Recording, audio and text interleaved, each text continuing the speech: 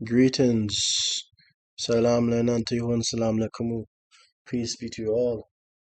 Today I'm going to jump right into this hidden and untold history of the Jewish people and Ethiopians by Fikre Tolossa. Now, some background about the author. Fikre Tolossa has a Ph.D. and he is an Ethiopian poet, playwright, and scholar who has published over 30 books and articles in Amharic, German, and English. He has taught in different universities in Germany and the US. Moreover, he has staged some of his plays in the US and Ethiopia.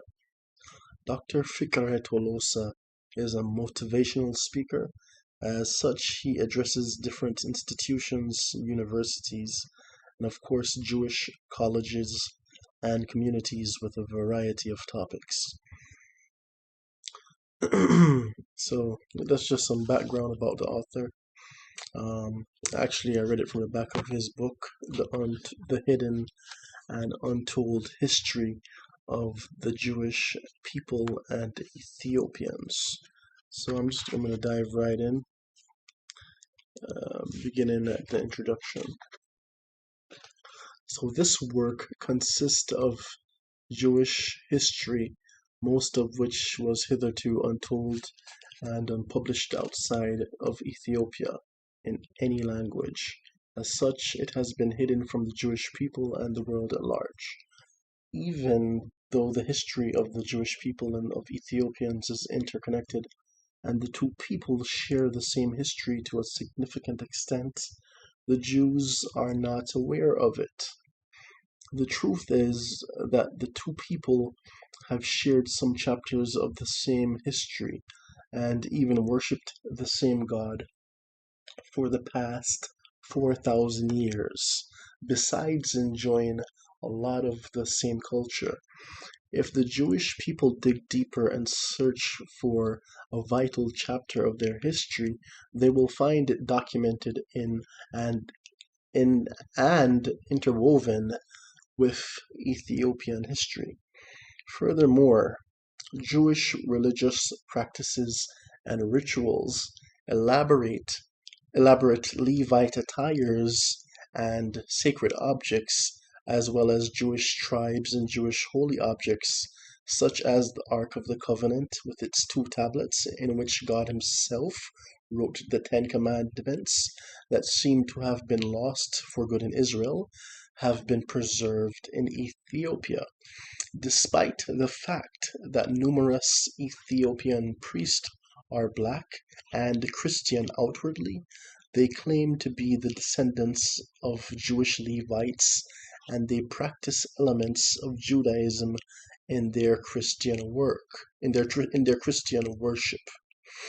Each Christian church keeps in its Holy of Holies a replica of the Ark of the Covenant to validate itself as the house of God.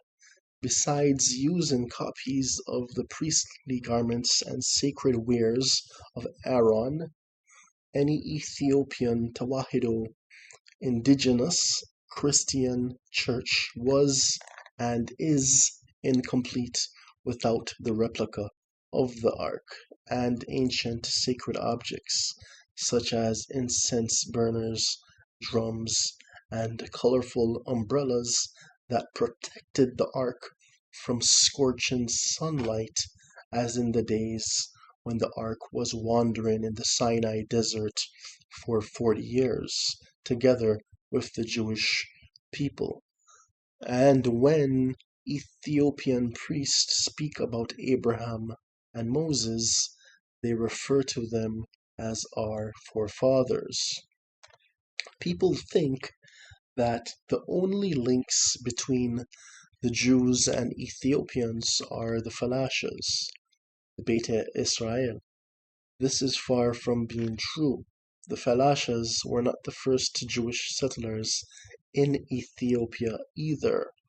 There were many other Jews who had settled not only in Ethiopia but also sat on the Ethiopian throne 1500 years prior to the arrival of the Falashas in Ethiopia. Indeed, the Falashas were the last comers to Ethiopia and not the first ones, as we will see in this book. Whereas the Jewish people and their descendants were discriminated against and persecuted in other countries, not only did they feel at home in Ethiopia and prospered, but they also had the privilege of serving as priests. They even sat on the Ethiopian throne as kings, queens, and emperors. Truly, the Jewish people in Ethiopia exercised power, accumulated wealth, and enjoyed individual and religious freedom they were denied elsewhere. Ethiopian emperors of the past 3,000 years considered themselves to be offshoots of King Solomon and representatives of the Solomonic dynasty in Ethiopia. There have been 225 emperors who reigned in Ethiopia, representing the Solomonic dynasty, all the way from the first emperor Menelik I, who was the son of King Solomon and Queen Sheba, to Haile Selassie I, the last emperor of Ethiopia who claimed descent from Menelik I, until he was overthrown by a popular revolution in 1974, otherwise known as the Creeping Coup. The present book will throw light on some of the Jewish kings and emperors who reigned in Ethiopia before the advent of Christianity. The second volume will handle Jewish and Ethiopian history of the Christian era, mentioning the most important representatives of the Solomonic dynasty in Ethiopia. I am not certain that Abraham recorded his life history in writing. He had no reason to do so, even if he was literate. He was neither a king nor a priest. His descendants didn't record it either until Moses wrote it, or had it written by scribes about 650 years after the days of Abraham. It was not so with Melchizedek, the friend of Abraham, and the forefather of the Ethiopians, as well as his descendants, who had been priests and kings, that recorded everything which revolved around their lives and kingdoms. No wonder, then, that Ethiopian priests and kings, the descendants of Melchizedek, and his son Ethiop, recorded the life of Abraham and his relationship to them and their children. I contend that Moses learned a lot about the ties Abraham had with Melchizedek and his family from Jethro, his father-in-law, who was a direct descendant of Melchizedek through Ethiop.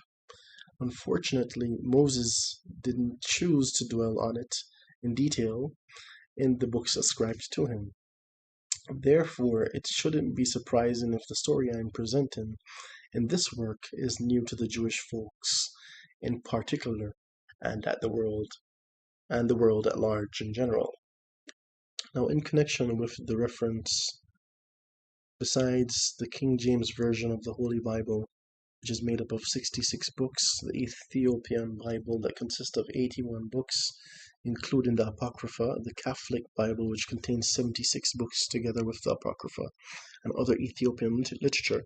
I have used extensively the works of traditional Ethiopian author Meri Ras Aman Belai, who discovered about 40 years ago ancient scrolls in the ruins of an Ethiopian church in Nubia, an old province of Ethiopia, now located in the Sudan, where he was whiling away his time as a hermit, even as a shepherd found some of the Dead Sea Scrolls in a jar in a cave. at Qumran in 1947.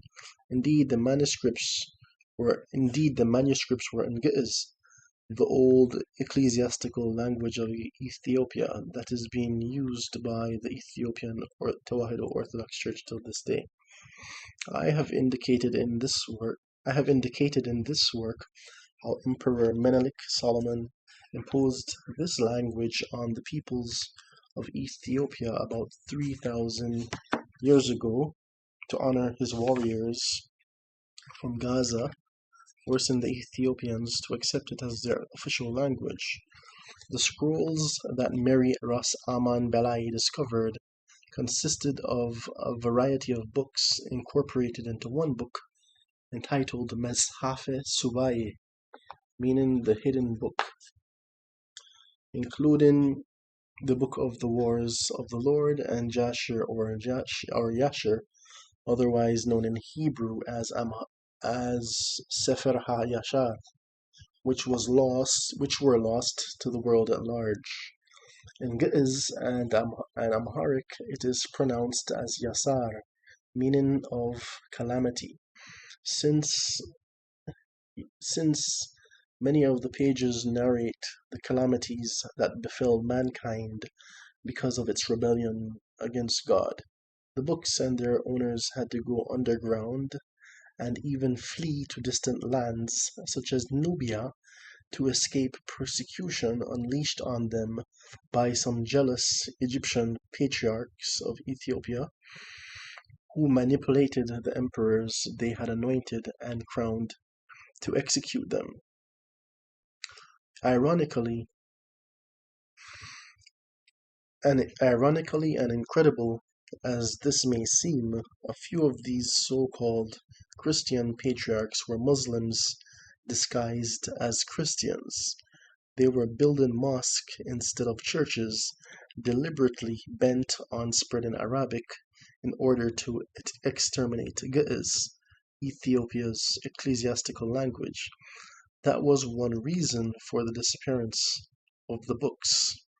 Another reason was that Emperor Menelik I suppressed them 3,000 years ago.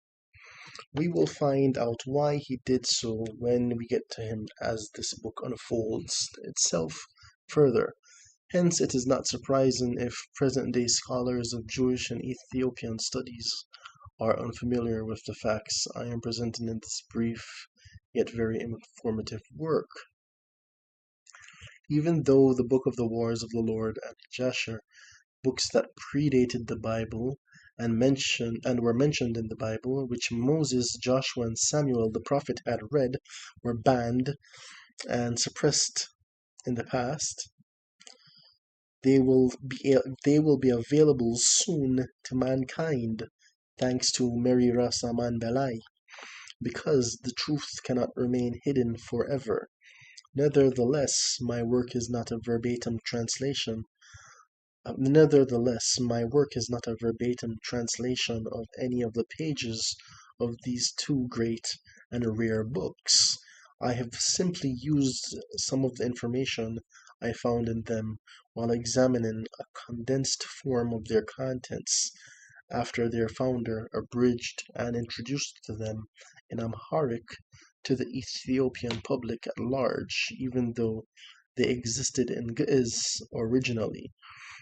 As far as this author is concerned, the revelation of the contents of these ancient books, whose existence the Holy Bible itself acknowledges, is not an act of subtracting from or adding to the book of the Revelation of John, or the rest of the Bible for that matter, as some readers may fear. Should anyone harbor such a fear, it is unfounded. I am for the intact preservation of God's Word. The proven God's Word should not be tampered with by anyone, period. To my mind, the commandment by St. John at the end of his book of Revelation, not to add or omit anything to it and from it, is only pertaining to his own book, It is not pertaining to the entire Bible, as the entire Bible was not yet compiled in his days as one book. If he was writing about the entire Bible that didn't exist in his time, wouldn't whoever has tampered with the books of the Holy Bible that had existed before the advent of the Protestant movement be condemned by God? The Bible that was available in Europe before the Reform the Bible that was available in Europe before the Reformation or Protestant movement had more than the existing 66 books. What happened to the rest? Question. Who deleted them? By what sort of rationale were they deleted? By what council or authority? The above-mentioned Ethiopic scrolls found in Nubia were not the very original ones. They are handwritten copies on parchments that descended to us. In the days gone by, there were no printing presses, so scribes copied books for their own use or for sale. Our parchments speak of the name of an Ethiopian emperor that reigned 350 years ago, Emperor Adiam Seged Iyasu. There is not any account of Ethiopian emperors or events recorded in them after that. Judging by this, it was placed there about 350 years ago. Therefore, we presume that the scrolls were at least 350 years old, even though the stories they narrate are ancient.